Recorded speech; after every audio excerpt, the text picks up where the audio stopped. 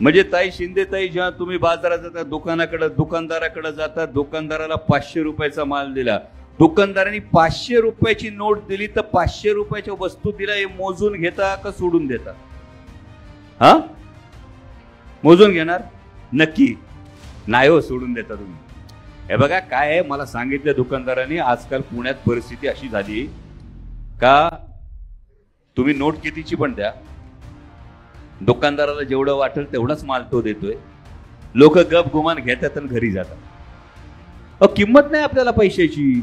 काय नक्की नक्की जर तुम्हाला तुमच्या खिशातून खर्च होणाऱ्या पैशाची किंमत आहे, तर तुम्ही जो कर रूपी टॅक्स हा सरकारला देतात, तर त्या करदात्यांच्या पैशाची काय उधळपट्टी होते याची आपल्याला किंमत असू नये, याचा आपण विचार करू नये. जेव्हा तुम्ही लाईफ इन्शुरन्स काढता, जेव्हा तुम्ही मेडिक्लेम काढता, तुम्ही सरकारकडून कोणती गोष्ट घेता त्याच्यावर हेल्थ सेस लागतो, त्याच्यावर टॅक्स लागतो. सरकार त्याच्या बदल्यात तुम्हाला काय देतं? तुम्ही जेव्हा रोडवर जाता, तुम्ही टोलची पावती फाडता, टोलची पावती फाडल्यानंतर तुम्ही खड्ड्यातून गाडी नेत असता.